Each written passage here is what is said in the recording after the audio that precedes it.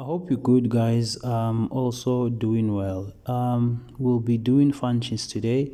Please subscribe to the channel and do not forget to like the video.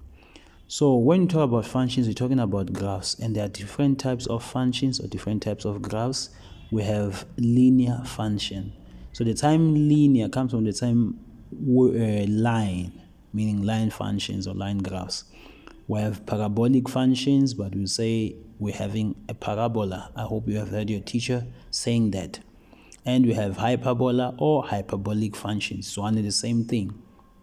Then lastly, we have exponential functions or geometric functions.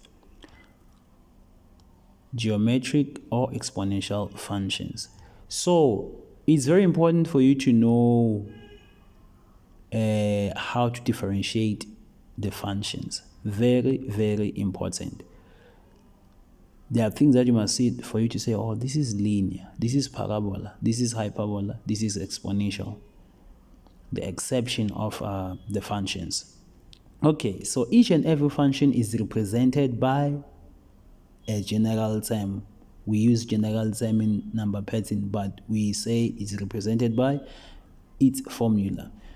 So these are two types of the formulas, but it's one and the same thing. When you talk about M over here, it's one and the same thing as A, C is one and the same thing as Q, the y-intercept. So I'm going to use A. When I say A is greater than 0, it's one and the same thing as M is greater than 0. So anything that is greater than 0, that thing is positive. Anything that is less than 0, that thing is negative. So if A is greater than 0, this is the gradient. It tells us how the graph will look like. So if A is positive, it means that this is how our graph will look like. Sorry, on that Cartesian plane, the type of the Cartesian plane is not straight. As you can see, it's like the graph is starting from the third quadrant to the first quadrant. A is positive. But if A is negative, this is how the graph will look like. Let me just try to adjust it a bit. Yes. So I'm not sure if you can see the difference between these two graphs. It's like it's starting from the second quadrant to the fourth quadrant. So you do see the difference there. So this is what you were actually not understanding. So if A is less than 0, this is how the graph will look like. If A is greater than 0, this is how the graph will look like, as you can see. So it starts here from the second to the fourth, something like that. But you can see the difference here. So if you see the difference, please do like the video. Okay, let's just continue. And the most important thing you must know is that C and Q are y-intercepts. We'll talk about intercept shortly. Now, there are things for you to know, guys, before you can try to sketch the graph. So there are things to know before you sketch the graph or the function. Remember, function and the graph is one and the same thing. We have things known as intercepts. We have types of intercepts where the graph is cutting the x and y axis of the Cartesian plane. We have an x-intercept, which is x cut. To intercept is to cut. And we do have something known as a y-intercept. The second type of an intercept we are having where the graph cuts the y-axis, whether positive or negative. Now, this is y-intercept. Then for us to find x-intercepts, we let y to be 0. This is how you find them. And for you to find y-intercepts, you let x to be 0. Meaning that where there's x, you substitute 0, then you find what? Y-intercept. It's like you're solving for y if you find x-intercepts. Then another thing, we have domain and range. So when you talk about range, we are talking about y possible values, where the graph actually these y values are found on the y-axis.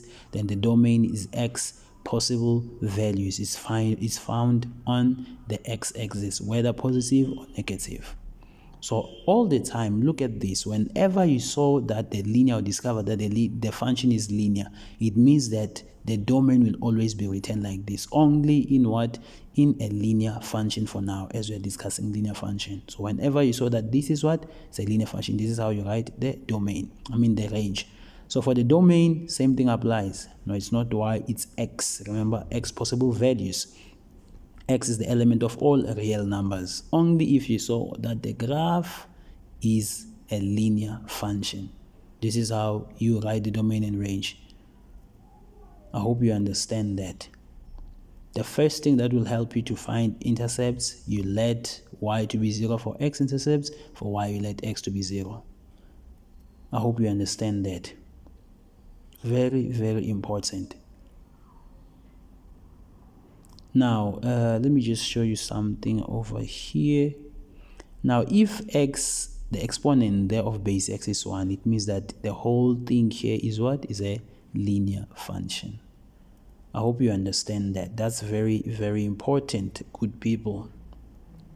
And we allocated in Phosphorus. If you want contact classes, we do offer those classes in Phosphorus. So you can share or you can comment asking for more info, then we'll give you our numbers to send you information. All right, let's continue. If we have f of x as x plus 1, they want you to sketch the graph. They want you to sketch this graph. The first thing that you will find is the x-intercept by letting y to be 0, meaning that where there's y, you put 0, which is y is f of x. Even if they can say g of x, you must know that whatever alphabet of x, it becomes y. So x equals -1, then you must write it in coordinate form. For -1 is to 0. These are x-intercept. Write x-intercept in a coordinate form. So for y-intercept, you let x to be 0. Where there's x, you substitute 0. Therefore, it will be 0 plus 1.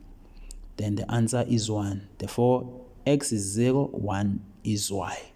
These are coordinates of y-intercept. Therefore, we can do it. We can sketch the graph of f. As you can see that 1 there is x plus 1. The graph at the origin or in the origin, but it is translated 1 unit up. If it was negative, it was translated 1 unit down. So x is -1 and x is 0. Therefore, we can put -1 here and +1 on the right. What about y? We have 1. We can put it up there and -1 over here. Then let's try to plot our points. We have -1 is to 0 over here. X is negative as I'm plotting and 1 is positive as I'm plotting. Then you can actually join those graphs using a straight line. Use your ruler. Then after that, you put arrowheads to show that this is the graph. Then remember, this is the graph of f, but you must show the coordinates here, your points, as -1 is to 0 and 0 is to 1. So this is the graph of f. It is a linear function. Why? Because it is represented by a straight line. So a domain, for you to find a domain, you know x is the element of all real numbers, since this is a linear. A range, y is the element of all real numbers. I hope you understand this. Very, very important. This is very, very important. If you understand this, please make sure you subscribe to the channel. You like, you share, and you comment. I want to see you writing "I understand" in the comment section. We'll actually be glad to see that we are really helping you guys. Now let's try to draw something here. Okay, this is let's say this is the graph. We have point here 3 is to 0 for an example, and here let's say we have 0 is to -1 for an example. Then they would want you to actually find the general term of this graph. It's either they can give you what the formula, then they ask you to draw it, or they give you what the graph, they want you to generate what the general term.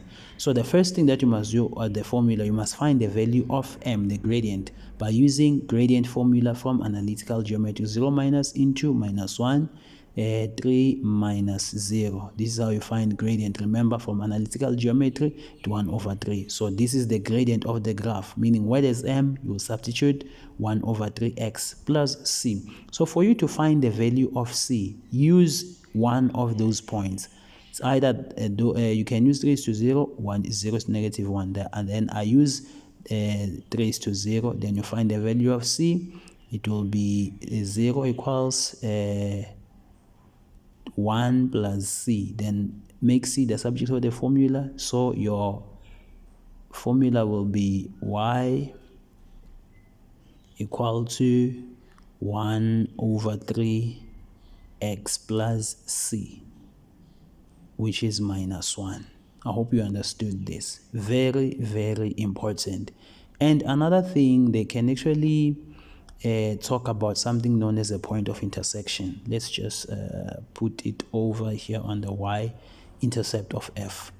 Then this is what the point of intersection. Let's name this graph. So since this is f of x, okay, before that, this is the point of intersection where the graphs are equal at point 0:1.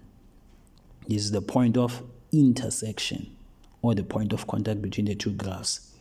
Now, since we know that here we are having f of x as that graph with the white line, this one is the g of x. They are meeting at point 0:1. Then they would want you to calculate the point of intersection. For you to do that, make sure that you equate the graphs. Then you solve for x. After finding the x, you will do what? You will take that value of x and substitute it either on the graph of g or on the graph of f to find the y corresponding value. Then the value of x that you got and the value of y will be the point of intersection. I hope you understand that. So it's either they will give you what?